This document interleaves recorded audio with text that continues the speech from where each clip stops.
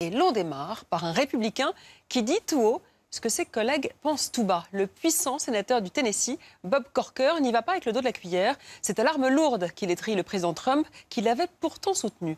Retour de bâton, c'est notre biopic. Il est signé Mathieu Bonnet avec Rodolphe Garzarek.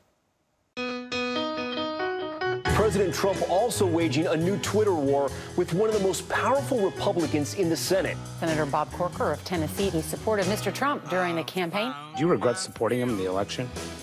Well, let's just put it this way, I would not do that again. Le biopic présente Bob Corker dans Retour de bâton. Parmi les détracteurs de Donald Trump, on trouve un peu de tout, mais assez peu de républicains. Depuis quelques semaines, le sénateur Bob Corker est en train de devenir, au sein du Grand Old Party, la voix de la raison anti-Trump. Je ne sais pas pourquoi Donald Trump est tombé aussi bas et pourquoi il rabaisse notre pays, mais c'est un fait. Les critiques de Bob ont bien plus d'impact que les autres. D'abord parce que Bob vient du Tennessee et qu'il faut toujours écouter quelqu'un du Tennessee, mais surtout parce que Bob est l'un des leaders du Parti républicain et l'un des grands artisans de la victoire de l'homme d'affaires. Bob a beaucoup de points communs avec Donald. Il est millionnaire grâce à sa réussite dans le bâtiment. Je rêvais de fonder une entreprise et je l'ai fait. Et quand dans les années 90 il se lance en politique, il n'y connaît rien du tout. Un temps maire de Chattanooga, une ville avec un canon en haut d'une montagne, il se présente au poste de sénateur de l'État du Tennessee. La campagne est ultra violente. Bob prouve qu'il adore le corps à corps.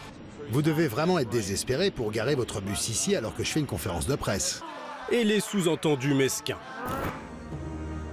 Je ne suis peut-être pas aussi beau, je ne m'exprime peut-être pas aussi bien et je ne fais peut-être pas de belle publicité.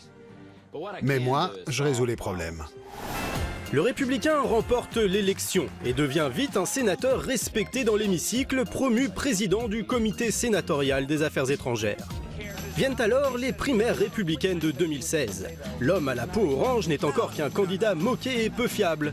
Mais quand Bob lui apporte son soutien, Donald gagne la crédibilité qui lui faisait défaut. Un temps pressenti pour devenir le vice-président, Bob n'hésite pas à monter sur scène pour soutenir son poulain, derrière des pancartes bien encombrantes. Si vous l'aimez autant, c'est parce qu'il vous aime lui aussi. Il vous aime et il veut le meilleur pour vous. Comme beaucoup d'Américains, Bob déchante après les premiers mois de présidence du millionnaire. Cet été, il émet de petits doutes. À ce jour, le président n'a montré ni la stabilité, ni la compétence qu'il faut pour réussir. À l'automne, il émet de gros doutes et remercie les ministres d'empêcher Donald de faire de grosses bêtises. Le secrétaire d'État Tillerson, le secrétaire de la Défense Mattis et le chef d'état-major Kelly sont ceux qui permettent à notre pays de ne pas sombrer dans le chaos. Bob annonce qu'il quittera le Sénat à la fin de son mandat. Le président du tweet décharge alors toute scène contre lui, en moins de 140 caractères. Bob Corker m'a supplié de le soutenir pour sa réélection dans le Tennessee. J'ai dit non, alors il a abandonné. Mais le sénateur, lui aussi, touche sa bille sur Twitter. Quel dommage que la Maison-Blanche soit devenue une garderie pour adultes. Un surveillant a visiblement mal fait son travail ce matin. Les deux politiques enchaînent plusieurs échanges musclés sur Internet. Bob crée même le hashtag « Alerter l'équipe de la garderie » qui devient vite très populaire sur Twitter. Le sénateur du Tennessee n'hésite plus à dire ce qu'il a sur le cœur devant les caméras. Le président a beaucoup de mal avec la vérité. Vous pensez que Trump est un modèle pour les enfants? Non. Non? Non, absolument pas. Aucun républicain ne condamne les prises de position de Bob. Plus grave encore, d'autres sénateurs commencent à sortir du rang. La deuxième année de présidence de Donald s'annonce bien difficile. I'm Bob Corker, and I approve this message.